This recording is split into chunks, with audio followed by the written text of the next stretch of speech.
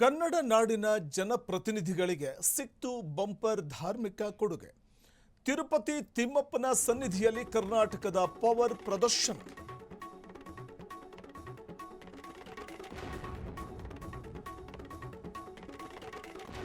ಇತಿಹಾಸದಲ್ಲೇ ಹಿಂದೆಂದೂ ಕಾಣದ ಮಹತ್ವದ ಆದೇಶಕ್ಕೆ ಸಿಎಂ ಗ್ರೀನ್ ಸಿಗ್ನಲ್ ಕೊಟ್ಟಿದ್ದಾರೆ. ತಿರುಪತಿಯಲ್ಲಿ ದರ್ಶನ ಸಿಗದೆ ಪರದಾಡುತ್ತಿದ್ದ ನಾಯಕರಿಗೆ ಇನ್ಮುಂದೆ ಸಿಕ್ತು ಮಹಾ ಪ್ರೋಟೋಕಾಲ್ ಭಾಗ್ಯ.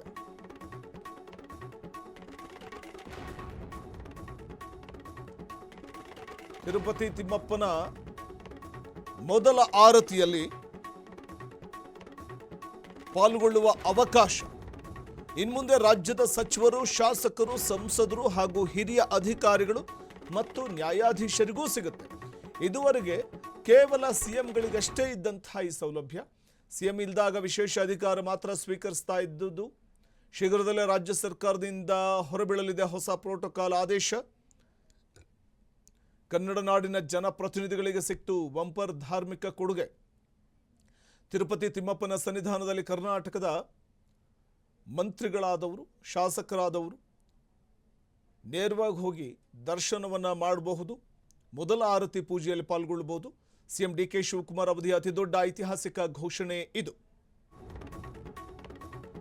ಆಂಧ್ರದ ನೆಲದಲ್ಲಿ ಮೊಳಗ್ತಾ ಇದೆ ಕನ್ನಡಿಗರ ಹೆಮ್ಮೆಯ ಹೆಸರು.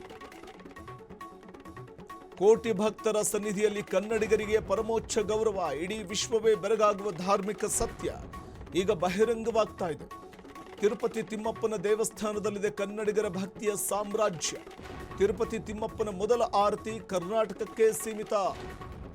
ತಿರುಪತಿಯಲ್ಲಿ ದಿನದ ಮೊದಲ ಆರತಿ ಕರ್ನಾಟಕಕ್ಕೆ ಸೀಮಿತ. ಕರ್ನಾಟಕದ ಹೆಸರಲ್ಲೇ ನಡೆಯುತ್ತೆ. ತಿಮ್ಮಪ್ಪ ಮತ್ತು ಕರ್ನಾಟಕಕ್ಕಿದೆ 400 ವರ್ಷಗಳ ಇತಿಹಾಸದ ನಂಟು. ಕನ್ನಡ ನಾಡಿನ ಭಕ್ತಿಗೆ ತಲೆಬಾಗಿದ ತಿರುಮಲ ಆಡಳಿತ ಮಂಡಳಿ ಸುಪ್ರಭಾತ ಮುಗಿತಾ ಇದ್ದ ಹಾಗೆ ಬೆಳಗುವ ಮೊದಲ ಆರತಿ ಕನ್ನಡಿಗರಿಗೆ ಮೀಸಲಾಗಿರುತ್ತೆ. ರಾಜ್ಯಗಳು ಬೇರೆಯಾದರೂ ಬದಲಾಗಿಲ್ಲ. ಈ ಐತಿಹಾಸಿಕ ನಿರ್ಧಾರ ತಿರುಪತಿ ತಿಮ್ಮಪ್ಪನಿಗೆ ಮೈಸೂರು ಅರಸರ ಮಹಾ ಕಾಣಿಕೆ ಇದೆ. ತಿಮ್ಮಪ್ಪನ ಅಖಂಡ ದೀಪಕ್ಕಾಗಿ ಮೈಸೂರು ಒಡೆಯರದ್ದೇ ಸೇವೆ. ಹಿಂದೆ ಗರ್ಭಗುಡಿಯ ದೀಪಗಳಿಗಾಗಿ ಪ್ರತಿದಿನ ಹೋಗ್ತಾ ಇತ್ತು 5 ಕೆಜಿ ಪರಿಶುದ್ಧ ತುಪ್ಪ.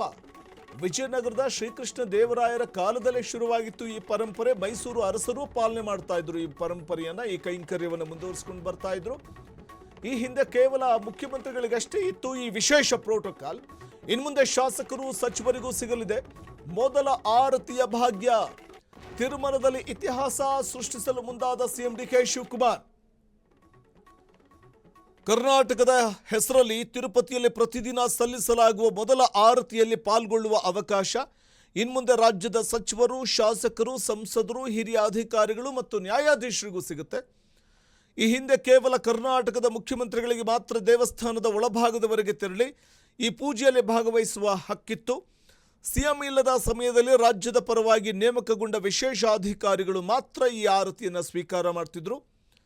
ಇತ್ತೀಚೆಗೆ ತಿರುಪತಿಗೆ ಭೇಟಿ ನೀಡಿದ್ದ ಸಿಎಂ ಡಿಕೆ ಶಿವಕುಮಾರ್ ರಾಜ್ಯದ ಜನಪ್ರತಿನಿಧಿಗಳು ತಿರುಪತಿಗೆ ಹೋದಾಗ ದರ್ಶನ ಸಿಗದೆ ಪರದಾಡುವುದನ್ನು ತಪ್ಪಿಸಬೇಕು ಅನ್ನುವಂಥ ಕಾರಣಕ್ಕೆ ಮತ್ತು ಅವರಿಗೆ ದೇವರ ಸನ್ನಿಧಿಯಲ್ಲಿ ಗೌರವ ಸಿಗುವಂತೆ ಮಾಡಲು ಈ ಹೊಸ ವ್ಯವಸ್ಥೆಯನ್ನು ತರಲಾಗ್ತಾ ಇದೆ.